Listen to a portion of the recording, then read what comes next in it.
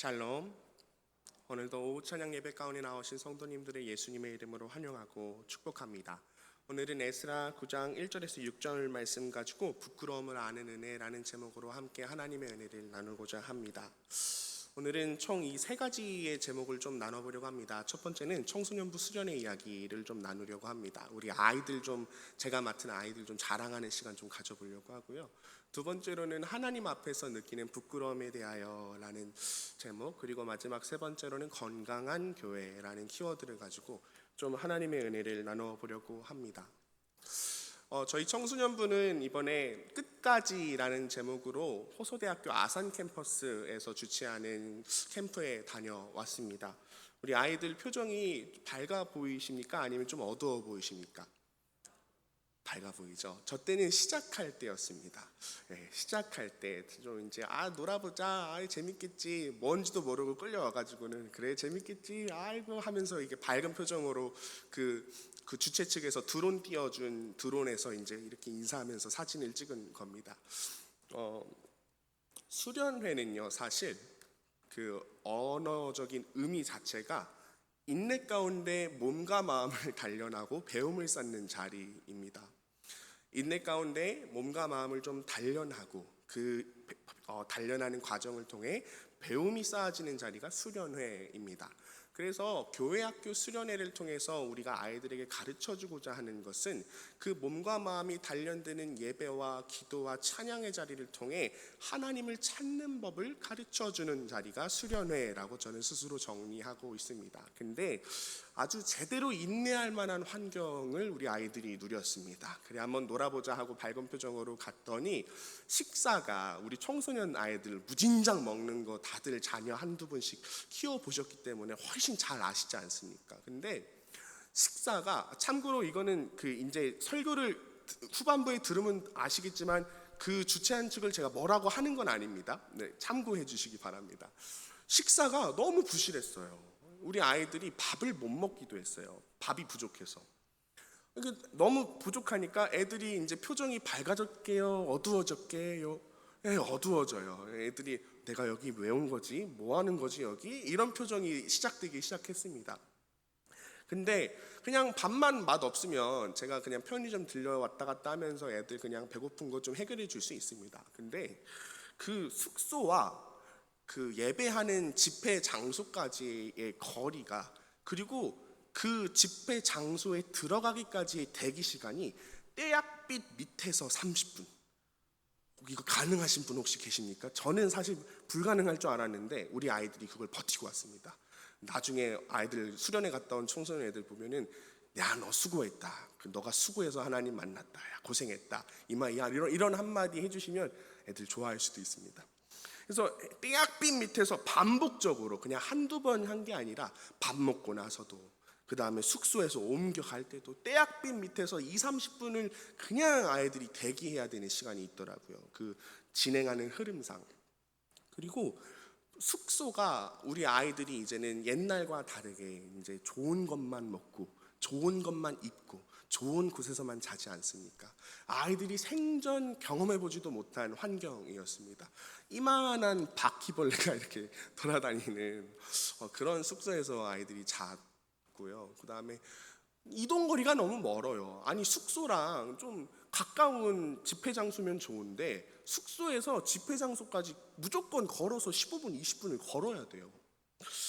그래서 쉬는 시간도 거의 없었고 벌레도 많았고, 원래라면 우리 아이들, 제가 알고 있는 우리 청소년부 아이들 특성상 원래라면 불만 불평 잔뜩 털어놓고 그냥 도망가겠다라고 생떼 부리는 아이들도 나왔어야 했어요. 근데 우리 아이들이 이번에 한 명도 빠짐없이 기도하는 법을 배우고 왔습니다. 이번에 우리 아이들이 한 명도 빠짐없이 하나님 앞에 서는 법을 배우고 왔습니다. 그래서요, 결론적으로 우리 아이들이 참여한 그 수련회에서 정말 눈에 보이는 환경과 상황은 좀 많이 부족했는데도 불구하고 결론적으로 아이들도 그렇고 저도 그렇고 감사와 만족이 좀 가득했었는데, 그 이유는 네 가지로 좀 정리할 수 있습니다. 첫 번째로는 아이들이 기도하는 방법을 알게 되었어요. 두 번째로는 하나님의 사랑을 그 기도 가운데 아이들이 경험합니다. 아이들이 말로는 설명이 안 돼요. 내가 왜 그때 전도사님한테 기도받으면서 울었는지 아이들이 몰라요. 근데 그 당시에 아이들이 하나님의 사랑 앞에 섰어요. 세 번째로는 우리가 함께 버텨냈던 그 시간이 나름 또 우애 있고 즐거웠습니다. 왜? 원래 함께 고생하면 즐거운 그 느낌 뭔지 다 아시지 않습니까?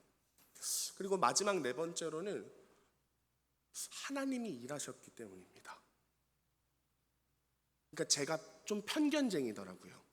상황이 이러니까 우리 아이들 이번에 아주 그냥 헛고생하고 돌아오겠네 하고 걱정만 하고 있었는데, 사실은 근데 막상 이 흘러가는 흐름을 보니까 그동안 쌓여왔던 아이들에게 쌓여왔던 말씀들이 있는 건지, 하나님의 능력이 있는 건지, 아니면 저 집회 자리 가운데 눈에 보이는 부족함이 많아도 기도로 쌓아온 게 있는 건지 몰라도 하나님이 일하셨기 때문에 우리 아이들이 기도하는 법을 배우고 아이들이 다 하나님의 사랑의 임재 앞에 서게 되었습니다. 제가 아이들에게 그 하나님을 만나는 기도, 하나님 앞에 서는 기도를 가르치는 세 가지의 키워드들이 있었어요. 세 가지의 흐름들. 간단히 공유를 드리면요, 제가 아이들한테 이제 한 명 한 명 찾아갑니다. 이번에는 그 기도 시간이 한 3시간, 2시간 이랬는데 아이들 한 명 한 명 붙잡고 기도하고 나니까 그냥 3시간이 지나 있더라고요. 그래서 한 명당 붙잡고 꽤 오래 기도했는데 이 세 가지의 킥포인트를 전한 겁니다. 그냥 단순하게 우리 청소년들 이해하기 쉽게. 야 땡땡아, 너 하나님 믿어 안 믿어? 믿는데요. 아멘. 하나님이 일하신 거죠. 자, 그러면 예수님이 너 사랑해서 너 살리려고 대신 죽었다가 부활한 것도 믿어 안 믿어? 믿는데요. 자, 그러면 만약 지금 너 앞에 너 대신 죽은 예수님이 서 계신다면 너 어떤 말을 할 것 같아? 야 땡땡아, 그게 기도야. 그냥 하나님 앞에 서 있는 거. 뭔가 거창하게 미사여구 붙여가면서 있어 보이는 기도하는 거 아니고 그냥 날 위해 대신 죽으신 예수님이 지금 내 앞에 서 계실 때 튀어나올 것 같은 말들, 그게 기도야. 애들이 공통적으로 제가 이제 시켰어요. 너 할 수 있을 것 같아, 없을 것 같아? 80%의 아이들은 합니다. 했어요. 그래서 아이들이 기도를 들으니까 공통적으로 아이들이 첫 마디에 어떤 말을 내뱉었을 것 같으십니까? 소원을 빌지 않았습니다. 아이들이 예수님 죄송합니다 부터 이야기하더라고요. 그리고 제가 그 기도를 듣고 이제 그 기도 내용에 맞춰서 아이들에게 기도를 해준 다음 이런 메시지를 줍니다. 땡땡아, 너 있는 모습 그대로, 그 못난 모습 그대로, 그 쓸모없는 모습 그대로 하나님 앞에 서 있어. 지금부터 그냥 그렇게 계속 서 있어. 그러면 하나님이 너의 그 쓸모없음에도, 부끄러움에도, 하나님 멀리 도망가고 있는 너의 그 모습에도 너에게 하시는 말씀이 있을 거야. 지금부터 기도할 거야, 안 할 거야? 한대요. 일어서서 손 들고 기도를 해요. 그렇게 하니까 최선을 다해 제가 할 수 있는 준비를 해놓으니까 아이들이 개입하시는 하나님을 만납니다. 아이들에게 각각 하나님께서 사랑의 음성을 들려주신 것 같습니다. 제가 아이들에게 한 명 한 명 꼬치꼬치 캐물은 건 아닙니다. 그냥 아이들이 인솔하는 한 명의 전도사로서 그냥 파악을 한 겁니다. 저는 그냥 너 하나님 믿어? 예수님 믿어? 오케이. 그럼 너 대신 죽은 예수님 앞에 지금 서 있어. 너 무슨 말 나올 것 같아? 그게 기도야. 해봐. 그렇게만 하고 기도한 것뿐인데 아이들이 각각 하나님의 사랑을, 그 음성을 느낀 것 같아요. 그러니까 아이들이 하나님을 만나려면 반드시 하나님의 개입하심에 우리가 의지해야 하는 것 같습니다. 왜냐하면 하나님의 개입하심 없이는 우리는 은혜를 누리기 위해 필요한 이 두 메시지의 충돌을, 괴리를 극복할 수 없어요. 아이들뿐만 아니라 저희들 또한 그 괴리를 극복할 수가 없어요. 그러니까 우리가 하나님의 구원하심에 대한 은혜를 누리려면 이 두 가지 메시지가 동시에 수용되어야 돼요. 첫 번째는 너는 쓸모없고 부끄러운 존재야 라는 메시지가 수용돼야 되고, 두 번째는 그거에 이어서 바로 하나님의 음성이 내 마음을 뚫고 들어와야 돼요. 그 부끄럽고 쓸모없고 죄송한 마음을 다 먼지처럼 가볍게 만드는 그 뚫고 들어오는 음성이 두 번째 메시지여야 하는 겁니다. 너는 영원히 사랑받기 위한 존재야. 근데 이 두 가지가 굉장히 모순적이지 않습니까? 괴리가 있지 않습니까? 이거를 그냥 사람 앉혀놓고, 자, 너는 쓸모없고 부끄러운 존재야. 너 그거 인정해 안 해? 인정한대. 자, 그럼 너는 영원히 사랑받기 위한 존재야. 인정해 안 해? 인정한대. 자, 그럼 너가 하나님 믿은 거야. 이게 인간의 논리와 인간의 노력으로 되겠습니까? 안 되겠습니까? 안 됩니다. 절대 안 됩니다. 그래서 하나님의 개입하심에 우리가 반드시 의지해야 합니다. 그리고 성경에 예수님께서 가르쳐 주신 마음이 가난한 자에게 복이 있다라는 그 말씀처럼 우리는요, 애초에 내 존재의 부끄러움을 인정하는 그 겸손함이 있으면 있을수록 우리는 하나님의 한없는 사랑과 은혜를 누리게 됩니다. 바라기는 오늘 이 시간 부끄러움을 아는 은혜라는 주제로 함께 하나님의 은혜를 나눌 때 저에게도 하나님 앞에 내 존재의 부끄러움을 인정하면 인정할수록 찾아오는 그 큰 은혜를 우리가 이 시간 함께 맛보게 되기를 간절히 소망합니다. 적용입니다. 부끄러움을 아는 은혜가 오늘날의 우리들에게 정말 중요합니다. 하나님 앞에서 쓸모없고 무용한 내가, 하나님보다 다른 걸 훨씬 더 사랑하는 내가, 하나님 앞에 설 때마다 누려지는 것은 오히려 부끄럽고 죄송한 마음을 뚫고 들어오는 사랑의 속삭임인 것. 그래서 매일매일 우리의 새 부대에 쏟아지는 포도주의 첫 시작은 항상 부끄러움을 아는 은혜여야 합니다. 오늘 본문 말씀 속 에스라도 하나님 앞에 부끄러워하고 있습니다. 당시 상황을 다들 아시겠지만 간단하게 말씀을 드리면 남유다가 멸망한 후 성전이 다시 세워지기까지 약 70년이 흘렀습니다. 그리고 BC 516년에 제2성전이 다리오 왕 때에 완공되었습니다. 그리고 제2성전이 완공한 후 BC 458년에 에스라가 여호와의 율법을 연구하고 준행하여 가르치기로 결단하며 예루살렘으로 향하게 됩니다. 참고로 에스라는 아론의 16대 손이고 포로 2, 3세대 정도라고 추측할 수 있습니다. 이때의 왕은 아닥사스다 왕입니다. 그렇게 에스라가 예루살렘으로 향했습니다. 제2성전이 완공된 지 포로 귀환받은 남유다 백성들이 다시금 그 예루살렘 땅에서 살게 된 지 약 58년이 지난 시점에서 에스라가 간 겁니다. 근데 당시 에스라가 도착하자마자 예루살렘 성전에서 하나님 앞에 번제를 드리고 나오니 일부 방백들, 리더들이거든요. 그 리더들이 나와서 에스라에게 하는 말이 1절에서 2절인 것입니다. 1절에서 2절 한 목소리로 조금 길지만 읽어보기를 원합니다. 1절에서 2절입니다. 시작. 이일 후에 방백들이 내게 나와 이르되 이스라엘 백성과 제사장들과 레위 사람들이 이 땅 백성들에게 떠나지 아니하고 가나안 사람들과 헷 사람들과 브리스 사람들과 여부스 사람들과 암몬 사람들과 모압 사람들과 애굽 사람들과 아모리 사람들의 가증한 일을 행하여 그들의 딸을 맞이하여 아내와 며느리로 삼아 거룩한 자손이 그 지방 사람들과 서로 섞이게 하는데 방백들과 고관들이 이 죄에 더욱 으뜸이 되었다 하는지라. 아멘. 에스라가 거기서 편하게 그 당시 페르시아가 다시금 정복한 그 바벨론 지역에서 편하게 살 수 있는데도 아론의 16대 손으로서 그리고 학자로서 하나님의 학자로서 내가 남유다로 돌아가서 다시금 잘 세워봐야겠다. 내가 잘 연구하고 내가 먼저 그것을 준행하고 잘 가르쳐야겠다라고 결단해서 돌아왔더니 그래서 예루살렘에서 온전히 그 모든 성전에서의 번제를 드리고 나니까 가장 먼저 듣게 된 말이 너희들 또 하나님을 버렸구나 인 겁니다. 그래서 에스라가 기가 막혔습니다. 기가 막히고 비참해져서 에스라가 이러한 반응을 보입니다. 그게 3절에서 6절의 말씀입니다. 내가 이 일을 듣고 속옷과 겉옷을 찢고 머리털과 수염을 뜯으며 기가 막혀 앉으니 이에 이스라엘이 하나님의 말씀으로 말미암아 떠는 자가 사로잡혔던 이 사람들의 죄 때문에 다 내게로 모여오더라.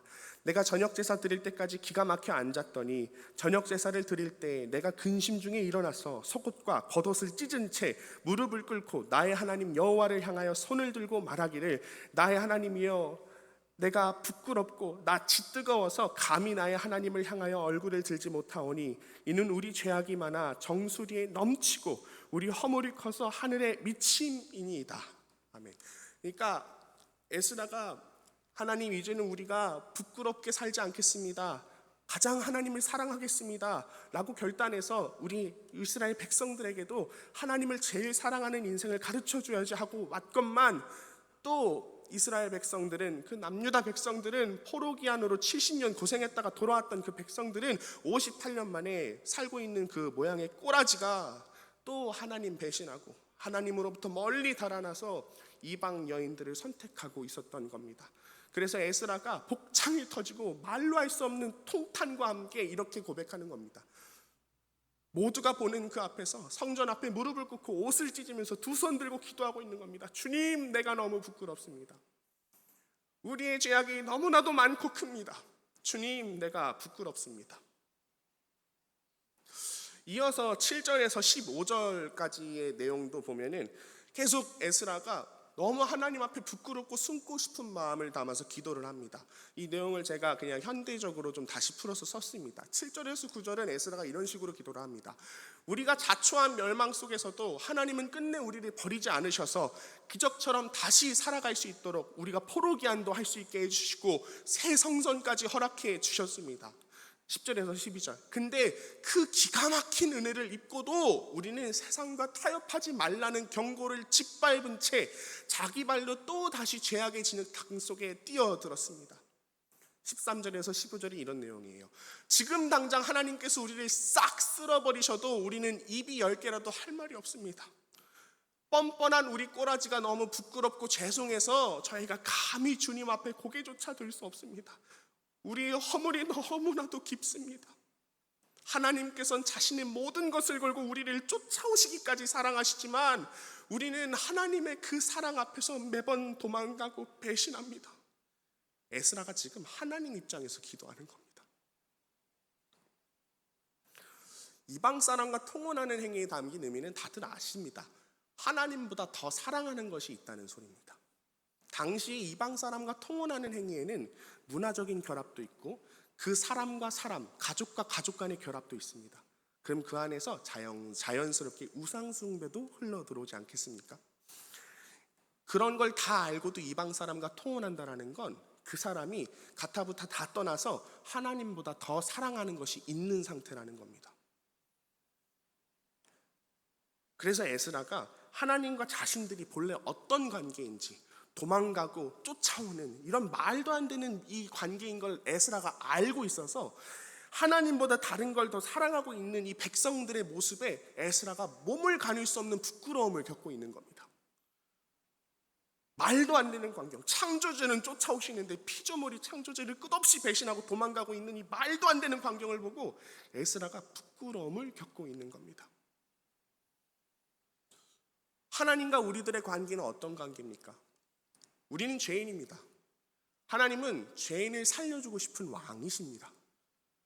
우리는 쓸모없는 흙덩이입니다. 하나님은 작품을 만드는 토기장이십니다. 우리는 죽는 길만 골라가는 어리석은 양입니다. 하나님은 생명의 목자이시고요. 우리는 매번 부모 속썩이는 집 나가는 자식입니다. 하나님은 매일 밤마다 기다리시는 아버지이시고요.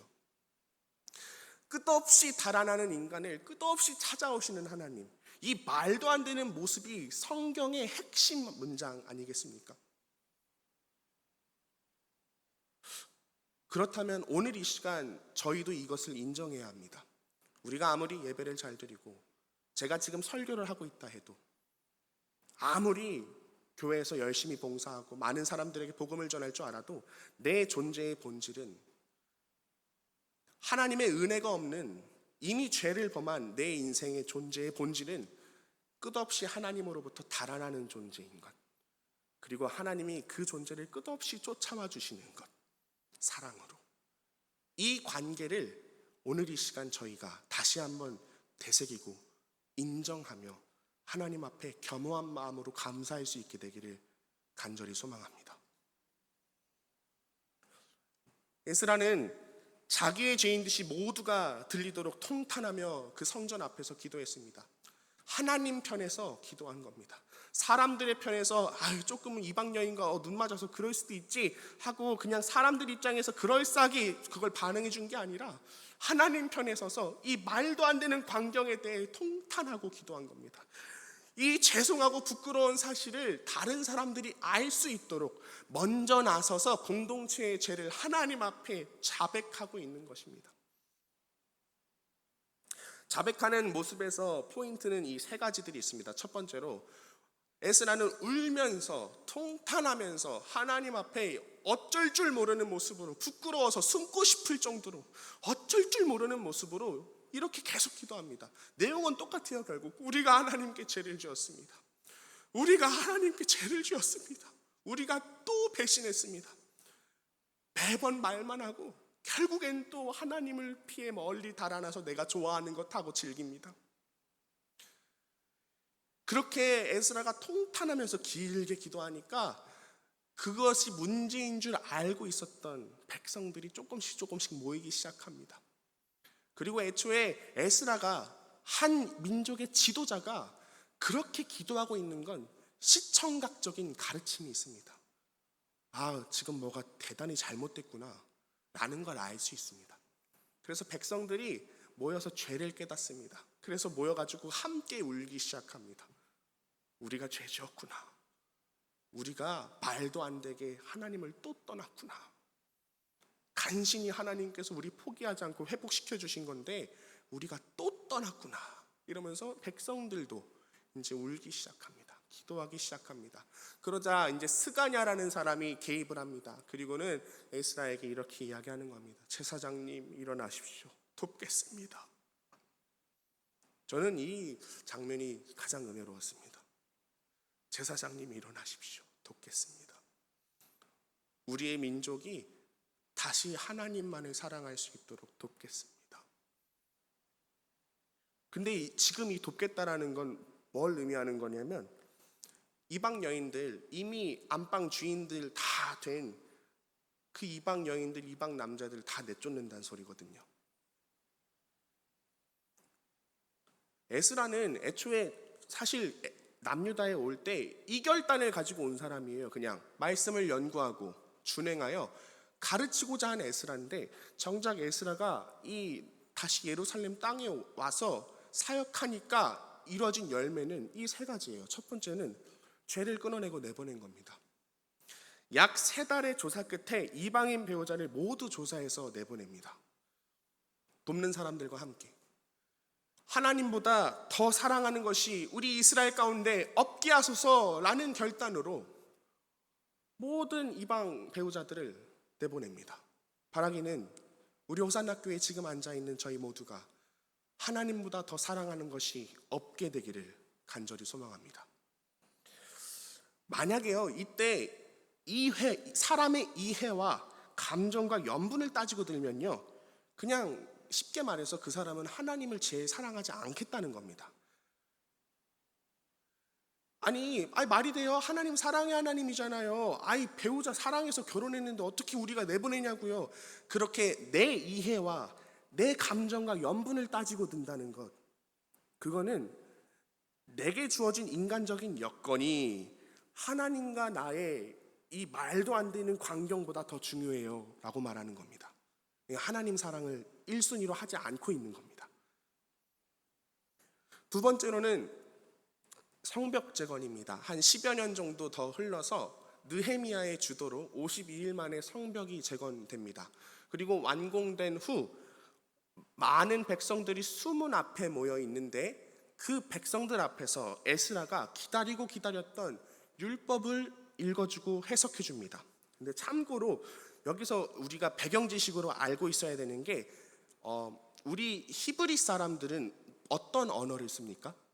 히브리어를 쓰죠. 근데 당시에는 이미 포로 생활 70년, 그리고 이후 돌아온 뒤 포로 기한 후 58년, 그리고 그 이후 또 10여 년이 지난 시점이라 100여 년 가까운 시간이 흐른 상황입니다. 언어가 유실됐겠습니까? 안 유실됐겠습니까? 유실됐습니다. 당시 사람들은 높은 확률로 다 아람어를 쓰고 있었을 겁니다. 그런 상황 속에서 이 에스라가 자신을 돕는 학자들과 함께, 제사장들과 함께 말씀을 분석하고 말씀을 번역한 겁니다. 백성들이, 아람어밖에 모르는 백성들이 다시금 하나님의 말씀을 들을 수 있도록 번역한 겁니다. 그래서 하나님의 말씀이 뭔지도 모른 채 난 이스라엘 사람이지 하고 살았던 그 백성들이 처음에서 이제야 하나님의 말씀의 뜻이 이런 거구나 하고 듣게 됩니다. 에스라를 필두로 제사장들이 백성 중 한 명도 빠짐없이 다 성경을 알아들을 수 있도록 번역해서 하나하나 가르쳐 주기 시작한 겁니다. 그러자 하나님의 말씀 가운데 담긴 능력이 그 백성들을 하나님 앞에 세워서 그 백성들이 스스로 부끄러운 나의 모습과 그런 나를 향한 하나님을 마주하게 된 겁니다. 그래서 너무 죄송하고 너무 부끄러워서 터져나오는 회개로서 모두가 그 자리에서 울었다라고 성경은 이야기합니다. 거대한 회개의 역사가 그 말씀을 번역하여 가르쳐 줌으로 일어나게 된 것입니다. 근데 이때 에스라가 그렇게 펑펑 우는, 이제야 진리를 깨닫고 이제야 진리가 내 인생의 사실로 와닿아서 하나님과 내 관계에 이 말도 안 되는, 나는 도망가고 창조주는 쫓아오고 이 말도 안 되는 이 광경을 직면하고 나니까 펑펑 우는 백성들을 향해 에스라는 정말 멋있게 이렇게 말합니다. 느헤미야 8장 9절에서 12절이거든요. 에스라가 이런 식으로 이야기를 해요. 오늘 안식일이야. 그만 슬퍼하고 그만 울어. 근데 이때 제가 상상을 했는데요, 에스라가 제일 눈물 콧물 빠지게 울면서 저렇게 말했을 것 같습니다. 오늘 안식일이야. 그만 슬퍼하고 그만 울어. 그리고 오늘 회개를 통해 진짜 하나님 안에서 쉼을 누리는 사람이 됐으면 이제는 부끄러운 죄송함보다 안식일에 집중해. 그리고 이 말에 대해서 느헤미야와 레위 사람들도 보탭니다. 백성들에게 이제 가서 이렇게 이야기하는 거예요. 맞아, 그만 울어. 살찐 것과 단 것 우리 서로 나눠 먹으면서 지금 이제부터 근심하지 마. 결국엔 우리가 여호와로 기뻐하는 것이 우리의 힘이야 라고 이야기하는 겁니다.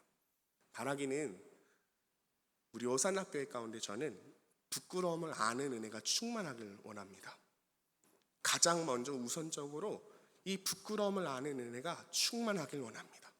그리고 이것을 뚫고 들어오는 하나님의 진짜 은혜가, 하나님의 진짜 사랑이 우리를 끝없이 기쁘게 해주기를 간절히 소망합니다. 사실 청소년부가 이번 수련회에서 은혜 받을 수 있었던 이유도 여기에 있습니다. 하나님의 개입하심을 확신하면서 아이들의 죄가 마치 죄죄인 것 같은 거예요.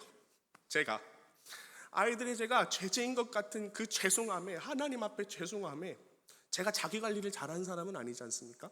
그 죄송함에 눈물 흘리면서 이 하나님으로부터 달아나는 인생의 부끄러움에 대해서 저는 끊임없이 아이들에게 전했습니다. 평소에 설교에도 전했고요. 하나님으로부터 달아나고 있는 인생의 이 광경 자체가 얼마나 말도 안 되고 모순적이고 부끄러운 일인지 그걸 전했습니다. 그걸 전했더니 하나님이 개입하셔서 아이들에게 사랑과 은혜를, 그 부끄럽고 죄송하고 감사한 마음의 충만함을 가르쳐 주신 것입니다. 그래서 저는 하나님께 은혜를 받는다는 것을 이렇게 정리합니다. 진리가 지식이 아닌 사실로 체감되는 것입니다. 한번 따라해 보시기 원합니다. 진리가 지식이 아닌 사실로 체감되는 것. 아멘.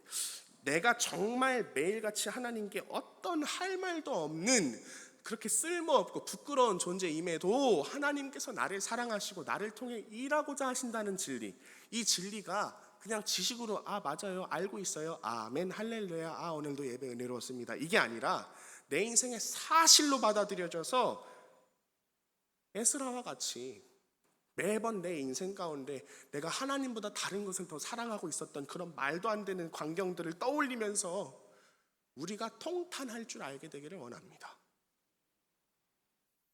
이게 매일같이 내 인생에 느껴지는 사실이 되어야 합니다. 그게 예수님과 동행하는 삶이라고 저는 확신합니다. 그래서 한번 점검해 보길 원합니다. 우리는 말씀 앞에서 이 은혜를 매일 받고 있습니까? 저는 그러지 못합니다.